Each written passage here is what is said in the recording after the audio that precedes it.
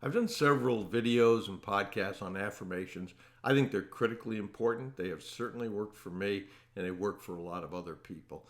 Brian Rose did an excellent interview with Don DePani, if I get that right, and he talked about how important it is to do affirmations and what they consist of.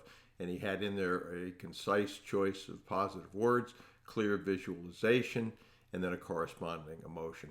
I also did a separate podcast to YouTube on Dan Pena's affirmations, what he said was important for him in doing them. I'd encourage you to go look at both of those. But absolutely, self image is the number one barometer of success or failure that I see and have seen in many mentees. And one of the things that's interesting about that is most people have no problem believing and understanding that what they heard early on in their life affects them in a negative way. Something like, you'll never amount to anything, money is the cause of all evil. Actually, that's not the quote. Love of money was the root of all evil. But oftentimes it's said, money is evil, and they believe that. But they have a hard time believing that you can program your brain in a positive way to do that. So I wanted to include here one of my star mentees, Jake.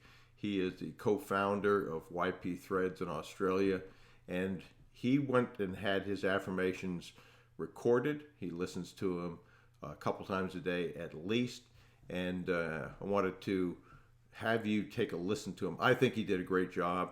He's excited when he listens to him, which is the point, and it's not too hard to believe that what you think about, if you action it, will actually happen. So I think that's important to remember as well. So Jake has got a picture I'm going to put up here of he with the Australian Prime Minister. If you want to get some of their gear, go over to YP Threads and you'll see that. But he's a great entrepreneur. He's grown a business. He's now looking to grow a second business using the precepts of QLA to do that, which is a good thing. So my chief aim in life is to create a fortune of $1 billion, with $100 million in liquid cash by buying and selling of companies I create. I'm living in my dream house in Point Piper with a great deal of pride and euphoria. The house has 50-meter frontage on the Sydney Harbor and a lipless pool clad in white marble. I'm enthusiastically adding $1 million to my net worth every day. I am happily and easily adding 1 kilogram of muscle and body mass every week. I'm enjoying running my aged care company and have a great sense of pride with its $200 million market cap. I am overwhelmed with joy and euphoria collecting my Forbes 30 Under 30 award. I am easily and successfully building my dream team, partnerships, and aged care company through acquisitions. I am in love with the super luxury holidays I take with my boyfriend, family. I enjoy first-class travel and exclusive accommodation. I am always excited purchasing $10,000 worth of clothing on Mr. Porter monthly. I am overwhelmed waking up on my 150-foot dynamic super yacht. The yacht is staffed with 6 crew, and I am able to deploy it anywhere in the world for my holidays. I am incredibly happy with my self-worth as an attractive, intelligent, and incredibly worthwhile individual. I like and respect myself. I am a super successful high-performance person who maintains focus and a relentless work ethic. I walk where failures fear to walk. I work where failures seek rest. I act now, for now is all I have.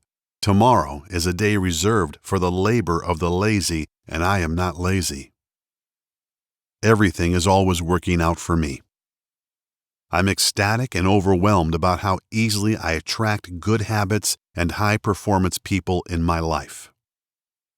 I enjoy socializing with my high net worth group of super successful friends. Remember, yesterday's dreams are today's realities. I visualize my dreams ahead of time. I visualize events ahead of time. I act as if I have no limits to my abilities. Enthusiasm comes from the Greek word the God within. As I said, I know affirmations have worked for me. I've used them for probably 30 or 40 years now. And so if you look at the videos, you look at the podcast, you read Jim Newman's Release Your Brakes, which will explain why affirmations work, you'll have some good grounding to understand, yes, affirmations do work. And guess what? If I try them, they might just work for me.